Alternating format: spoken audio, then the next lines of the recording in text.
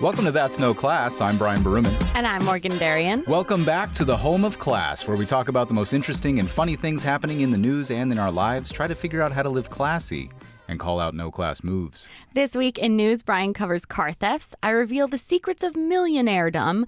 Free car advice is back. I have a profile in class. And as always, we end with our no-class picks. Our friend Bentley has combined my TNC nickname of Mogo with yours and Kay's nickname of Morg and has come up with Morgo. This is getting out of hand. All of those are bad. The only good nickname that any of your people have given me so far is from your sister and dad. They call me the captain. Captain Morgan. This I will accept because I quite like the idea of running a ship. Let's get to some news. All right. Now here's the news. I like Morgo. This is ridiculous. All right, the story is very LA local, but I wouldn't be surprised if it's also happening in other cities. Okay. The Chevy Camaro, which is a remake of a classic American muscle car that probably your dad and your grandfather loved, Okay. is getting stolen at extremely high rates all of a sudden. LAPD says over the last year, there has been a 1,000% increase in Camaro thefts. That number sounds wild, 1,000%. Yeah. But the actual number is 90 Camaros stolen. But the previous year, there were only 7 Camaros stolen. So it is a huge increase. What? And I don't actually know the math if that's accurate, but that's what they're saying. Okay. But yeah, cars get stolen, but it turns out these cars in particular are part of a wider thing that's also happening in LA. Do you know what a street takeover is? No. Also known as a sideshow in I'm some parts of the country. kind of trying to guess, but no, I don't actually know. Okay, so what it is the most dangerous, crazy thing that I've ever seen young people do. Okay. They basically block off an intersection That's what I was guessing. and do burnouts and donuts Yes. while everybody stands around in a circle, completely at risk of getting hit by Yes. these cars if they lose control. I do know about This this, is actually. a huge thing in LA right now. It's happening every single weekend, multiple places. It's crazy and it's going on. So Okay. these stolen Camaros are ending up at these sideshows. They're being used for tricks, stuff like that. LAPD says it's because all the crazy stuff that they do destroys the tires in the cars, they hit things, and it causes a lot of damage. So these people have figured out, why am I going to jack up my own car? I can steal Yeah. someone else's car and do the same thing. And so Oh my gosh. when the huge increase in Camaros happened, I wondered, how are they getting stolen? Kia and Hyundai have been dealing with a similar situation. People on TikTok have been showing, I guess, a way to steal it really easily. Okay. So that was happening a lot a couple months ago. Well, now we know what's happening with the Chevys. LA police say in one case, they arrested this kid. A 16-year-old kid bought this little computer that connects to the car, and it basically makes a universal key, which gives you access to start the car. So in 3 minutes, you can make this. Get in the car. In 3 minutes, you've got a key to the car. And you can just buy this device online. So What? that's it. Simple. You steal a Camaro whenever you want. And not only do they use them in the sideshows, a new Camaro costs close to 40 grand. Okay. These guys also sell the stolen cars at the sideshows Yeah, there you go. for 3 grand. You're like, here you go. Hey, you want a Camaro? It's only 3 grand. only And 3 nobody grand. asks, why is that Camaro 3 grand? Or maybe they're like, how is anybody going to know that this is somebody else's car? I don't know. I don't know. They figure it out. But anyway, so it's pretty good money for 3 minutes of work. I mean, I guess so, yeah. But I do wonder if Chevy's going to come out with some kind of software to fix this because that's really easy to steal your cars. But heads up, everybody. If you own a car that has, you use a key fob instead of using a mechanical Right, key to 'cause start it's your car, electrical this stuff. can happen to any of those cars if somebody figures this out. This is a big safety issue or stealing issue, not safety, in modern cars. Man. The only way to avoid this is to build in a secret kill switch, which, do you know what a kill switch is? I mean, I can guess what it is. It kills it. I would guess that. If the That's my switch- guess. If the switch is not on, then the car will not start and nothing will happen. So that's it. But yeah, it's something to think about. Yeah. Luckily, nobody wants to steal my little Honda You never because know. I have the key fob. There you go. But you never know what's going on in these streets. This in is LA. why I need my old truck. Yes. All right. I'll build you a kill switch in that. Okay, so the Bing News page caught my attention this week with an article called "You Can't Outlearn Stupidity." And I was like, ooh, I'm in. Tell me how I can't outlearn it so I can learn how to outlearn it. So MoneyWise quotes this guy saying that despite teachers being paid a median salary of $61,000 a year, many of them become millionaires. I was like, there's no way. But according to the National Study of Millionaires, teachers rank third behind engineers and accountants. I still didn't believe this because how? But then this article is like, they're consistent in their savings and investment accounts, but money-wise is like, how can they rank above like physicians and stuff who have these giant salaries? Interesting. And I'm like, me too. I want to know this because right now I call bullshit. Here's some stats about millionaires. Okay. 79% did not receive an inheritance. Okay. 8 out of 10 invested in a 401k plan. Yep. Most millionaires did not work high-paying jobs. 3 out of 4 saying they did it by hard work. 88% have graduated from college, with only 8% graduating from elite schools. 52% earned a post-grad degree. 85% use grocery shopping lists, and they're systems people. This is how they're saying it. They invest in the long term and they stick with it. There's mention of high yield savings accounts being good for people who are systems people. Mm-hmm. Pick a job you love is the advice by many. Physicians owe $200,000 like when they get out of school, Straight and they out of pay it school. back in like 13 years. Okay. And once they're out of debt, they buy big houses and stuff because they're like, I deserve this. Yes. So the people with higher paychecks tend to not pay attention to their cash flow out. Yes. Conclusion: be steadfast, be aware of your money, save and invest wisely, and love your job so that you don't feel like, oh, it's my turn to spend this money. I deserve it.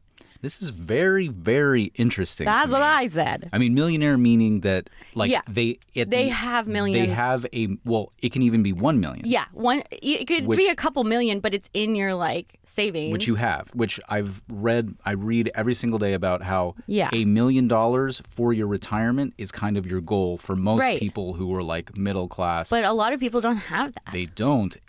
Yes, and their costs of living are probably really high. And so Mm-hmm. it's kind of like what we were talking about last week, right?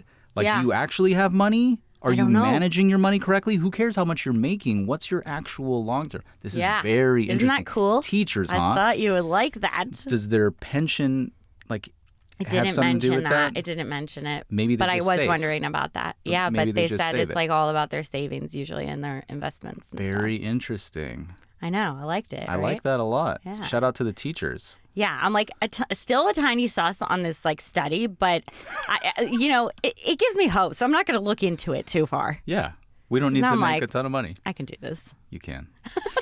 Do you have personal news? I do. I learned a new word this week that is so brilliant Ooh. because I love when a word is coined for something that already exists, but you Okay. feel like you understand it better with the new word. What? Everybody knows what binge watching is. Uh-huh. Do you know the opposite of binge watching? What's that called? Fasting watching. Kind of close. It's called stinge watching. That's really funny. And so that's where you take as long as possible to watch a show because you don't want it to end and you want to savor it for as long as possible. That's really funny. And I've talked many times here on TNC how I barely watch TV because I don't have time, but I do watch some shows and I watch them very slowly. Yeah. OG stinge watcher. We watch one episode of Gilmore Girls like a month. We've been watching for about 2 years. We're just finishing season 3. We've got 4 seasons true. to go. I figure we'll finish the series around the time we start collecting Social Security. Yeah, sounds good. That's so funny. What about you? The ants are back. You didn't believe me that the ants would come back, and yet here they are, and it's not even summer. It doesn't count. When they come back 5 years later, it doesn't count as coming back. That's not coming back. This is like a whole new society of ants that we're dealing with. Dude. It's not the same ants. We gotta get out of here. We're on the 3rd floor, so that means they're here forever. And then this past week, I hear something gnawing at the walls. Has to be the rats. I have no explanation for that one. I hear the squirrels on the roof causing havoc. It's end times. I don't want to wait around for the cockroaches. It's ants. I will literally leave. I will leave you by yourself to deal with the house. I'll be like, goodbye. Tell me. You go start your new job in another city without me. Tell me when everything's okay. I'm burning all my crap. See you later.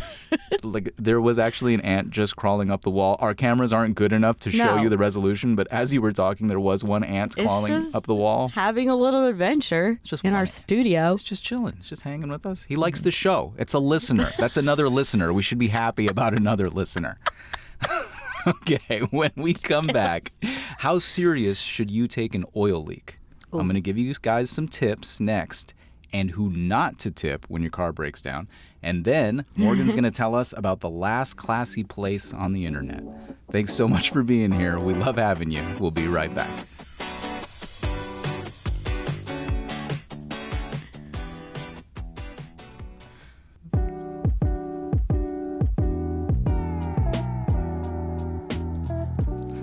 You got the intro. Oh my God. Start over. What are you waiting for? I'm just chilling with this music. Just grooving. Okay. Okay. Every once in a while, Brian likes to give away a little free advice earned from his 14 years as a master mechanic, toiling and bleeding under the hoods of cars. Sometimes he shares tips to save you money or the truth about something in the car biz. This week, what is this week? This week.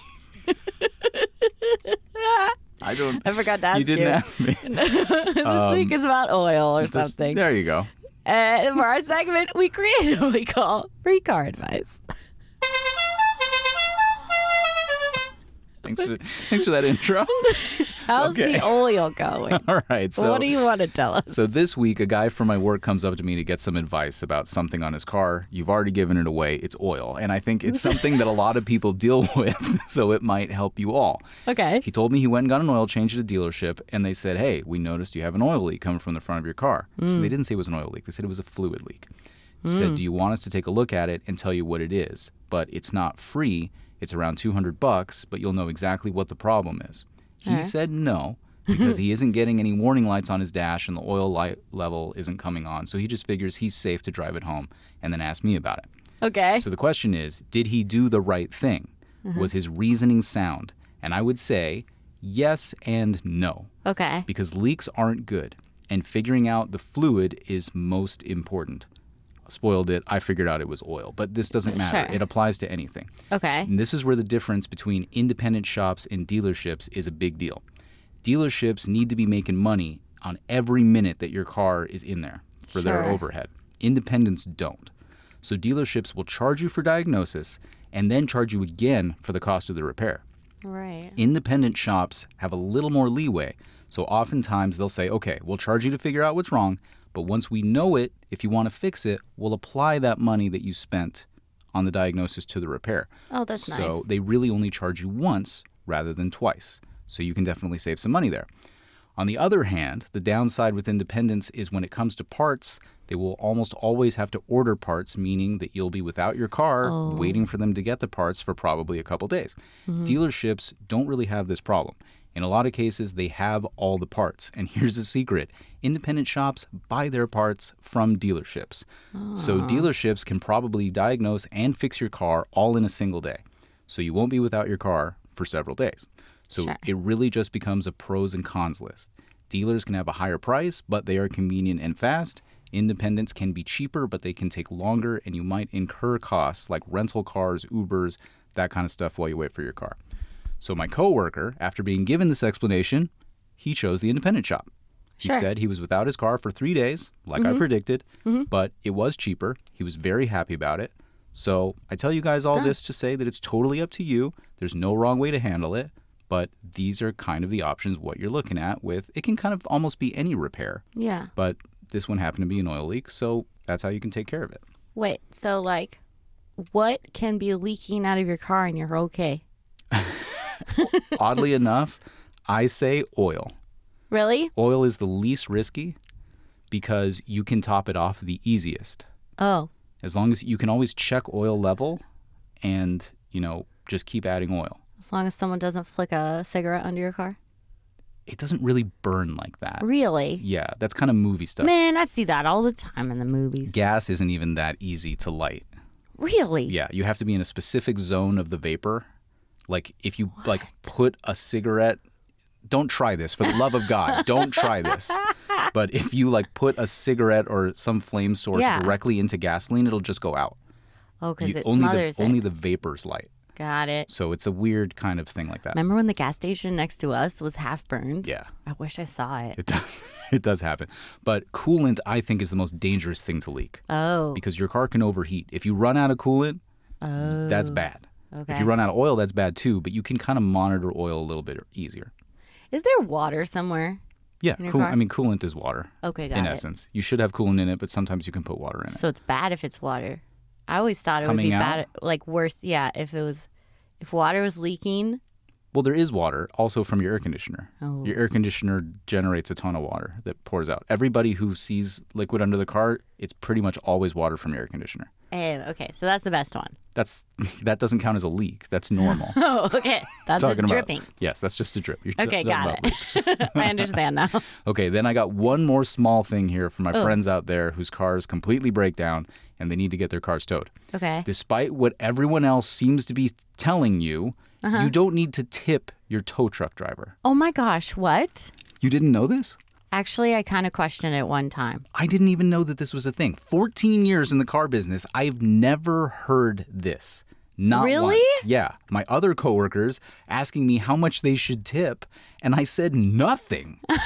Let me tell you guys, those drivers are making a salary. They don't work for tips. Them asking for a tip or expecting one is a freaking shakedown. Oh my gosh. Absolutely not. They are getting paid. Don't do it. Oh my gosh. They're doing it because you're in a vulnerable position. Your car is broken down. They're trying to take advantage of you. Would you tip the mechanic? Hell Guess no. not. You would never do that. That's their job. Yeah. It's rare that I hear something completely new in the car world, but this was one that I was like, what the hell are you guys talking about? But I do want to say, to wrap this up, that I want you guys to know that I think it's 100% critical for you all to have a roadside assistance plan of some kind. My Nice. family are big on AAA. It's super cheap for an entire year, and there's a certain number of free tows already included. With other features like replacing dead car batteries, they come to you. It's great. This segment of our show is sponsored by AAA.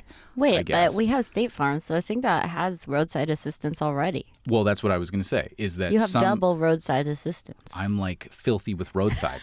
Okay. I didn't know that. Thank you. There you go. Yeah, so some insurance companies offer it. You Yeah, can also sometimes have it. get it from your dealership, the person that you bought the car from. If you buy a Oh. new car from like a make, they will sometimes... Oh, yeah. Didn't CarMax give me it? Did they? I think so, for like 2 or 3 years. Yeah, it's usually a certain amount of time. So I'm double too.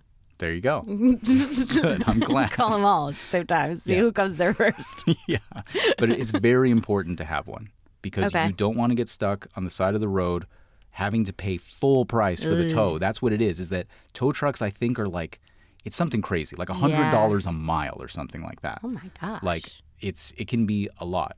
So get one of those plans. I'm telling you, they're like $50 a year. Like, There you go. come on. They come to you. So, be safe out there. Okay, good. All right. When we come back, we're going to update our LinkedIn profiles in class. And then, of course, we've got your no class picks. Stay with us.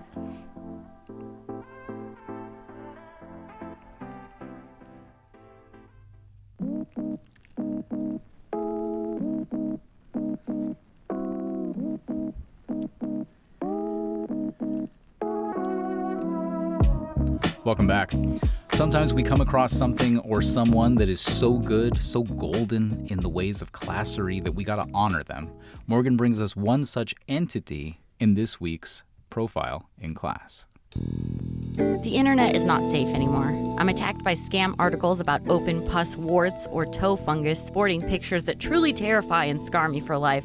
Or I'm brought to my knees by real news detailing the atrocities that humanity is hell-bent on continuing until the sun explodes. Or I'm simply viewing a skinny 17-year-old person spouting diet advice for their followers, and I have to remind myself that I ate 1 ramen noodle, 4 vodka cranberries, half a cigarette, and about 50 pounds of pizza a day when I was in my 20s and I was still skinny.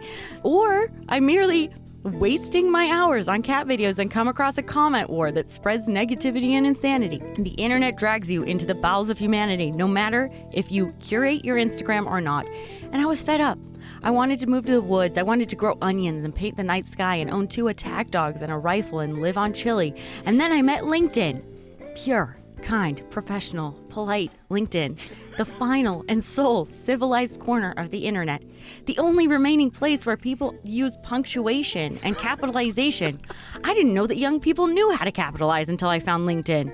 It's a magical place where positivity reigns and people edit their responses to not only remain succinct, but respectful and good vibes only. When someone announces their new job, there are no trolls saying, F you, Tammy, you're gonna suck as an executive assistant at Warner Brothers. No one's like, that's cool, Marcus, but what about all the people who didn't get your job? Ever think about that? No one does a thumbs down, and no one says, you're announcing this wrong, and you don't know what you're talking about. It's just nice. And people post articles and posts trying to boost confidence and better work info and environments, and they send out messages hoping the best for people and telling them to get out of places and work that kills their soul. So cheers to you, LinkedIn. Cheers to your classiness. Because of you, I might not move to the woods, and I'm still gonna want those 2 attack dogs. I'm definitely living on chili as we speak, but I won't give up just yet on humanity. And isn't that nice? That is so incredibly nice. And you're so right. And I've never thought about this way, but you're genius. Oh my gosh. It is literally the only place. The only one. Where there are consequences for people being a POS. Yeah. It's literally the only Not place. hired by anyone. There's no, do you want to work? Then don't be freaking scum. Yeah. You're so right. You're so freaking right. Like, why can't everything be like this? I don't know. It could be. It could be. But you know what? Then people wouldn't use it. Then you would lose the trolls. Yeah, they love the God drama. forbid. People love the You drama. know what? Tell you what, TNC, people ever be trolling on our comments, they're out. Yeah, done. I'm not tolerating no class No. up on our stuff. Nah. Like, no. Can't be no class to the class show. Yeah, this is where we all come together with class. Exactly. Classy only. Great. I loved it. Nice. So smart. Such a great analysis. Thank you. I really loved it. Okay. All right. When we come back, it's that time. Your No Class Picks of the Week. Stay with us.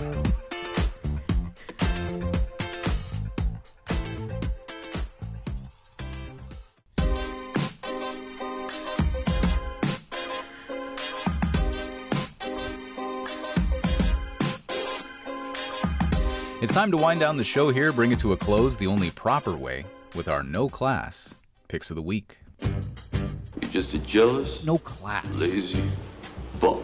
No class pick. I got a little freaked out when I heard my own voice there for some reason. Like I forgot what our thing is. I was like, where the heck is it? Anyway, okay. Where am I coming from? Where am I? This week, I took a little trip, and I'll tell you more about it next week. But my No Class pick happened on the plane. Oh. I get on the plane. I got my noise-canceling headphones on. I'm loving life. Got my book in my hand. At peace. But what's this? A passenger behind me is having a conversation with another passenger. The difference between their conversation and probably all the others happening on this plane is that I can hear one side of that conversation very clearly. Yeah. A young woman is talking so loudly that I can hear every single word she's saying. The person she's talking to, I can't hear at all. Yep. And I know how noise-canceling headphones work. It filters and counters ambient and rhythmic noise, so things like voices or glasses breaking or sharp, loud sounds cut right through. But again, I tell you guys, I can hear no one else on this entire flight except this one person. Oh, man. Even when the plane engines kick on, I can still hear this person clear as day. I know her entire life story. I know where she's from. I know where she works. I know everything. Oh, my So, gosh. what can I conclude? They're just talking way too loud. Yeah. No class, dude. People don't want to be part of your conversation. No. Take it down a couple notches. Jeez. Terrible. Terrible. So terrible. My worst nightmare. One time I was the loud person, but it was because I was really uncomfortable. So I was like laughing at this guy who was like telling me a bunch of stuff, and I was so uncomfortable. And so the guy in front of me like turned around to like stare at me like, you're being loud, but didn't say anything. But I'm like, I'm just trying to survive this. I'm like, I don't give a shit about being loud.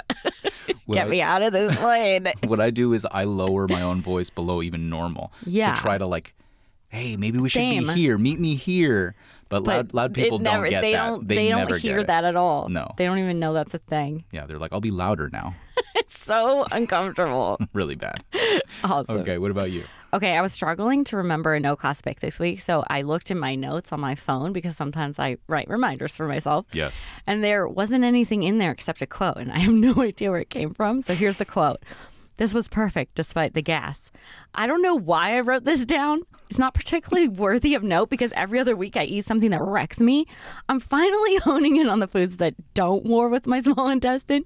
So despite this note being cryptic AF, it did in fact lead to my no-class pick, which is the government food pyramid, or what's now known as My Plate. Do you know about My Plate? I didn't know of it as My Plate. They changed the pyramid to My Plate, and so the plate... it's not a pyramid anymore? No, it's a plate. It's an actual plate, and it's almost in fourths, and it's like protein, veggies, fruit, and grains, and then there's a little circle on the side for dairy.